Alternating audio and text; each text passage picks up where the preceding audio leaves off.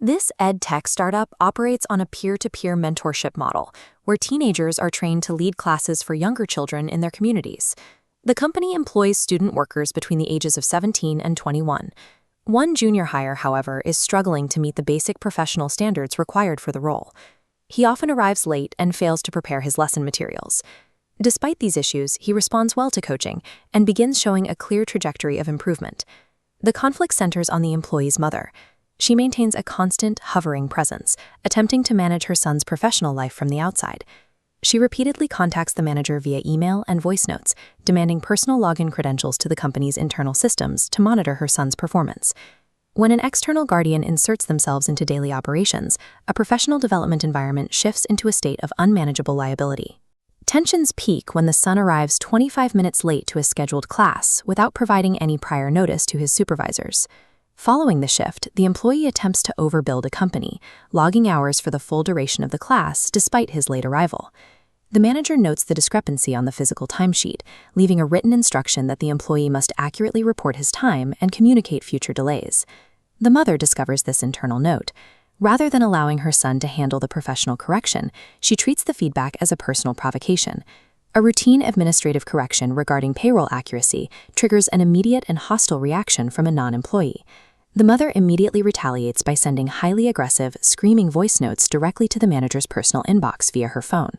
To maintain a professional environment, the manager follows standard harassment protocol and blocks the mother's accounts across all communication platforms.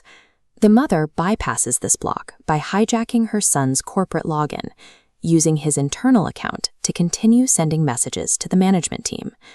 Actively circumventing a communication block transforms a parent from a workplace disruption into a malicious actor targeting the organization's staff.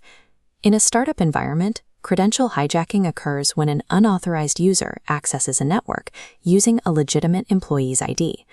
By failing to secure his account, the son becomes complicit in a security breach, allowing a non-employee to move freely within the private digital infrastructure.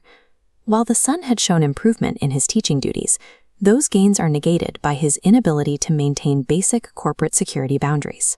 Professional growth in a role cannot outweigh an employee's failure to maintain control over their own corporate credentials. The mother's unauthorized access specifically targets a database containing sensitive, legally protected information about the minors enrolled in the program. Providing a non-vetted adult with unmonitored access to youth data creates a massive legal liability for the organization under data privacy laws. This visual illustrates the mother's disregard for legal boundaries. She prioritizes her desire to hover over her son's work above the company's mandatory compliance requirements. Management identifies that as long as the son maintains system access, the organization remains actively exposed to a significant data breach. Managerial empathy for a struggling employee ends when their presence creates a verifiable risk of institutional legal liability. The manager faces a difficult choice, acknowledging the personal tragedy of firing an employee who was making a genuine effort to improve his work habits. However, HR and executive leadership are unanimous. The security risk posed by the mother's interference makes the son's continued employment impossible. We turn now to the verdict lab, where the official arbiter delivers a final ruling on this breach of workplace conduct. Permitting unauthorized external access to the personal data of minors ensures that termination is the only legally compliant option. The judge is watching. Weigh in with your thoughts in the comments below.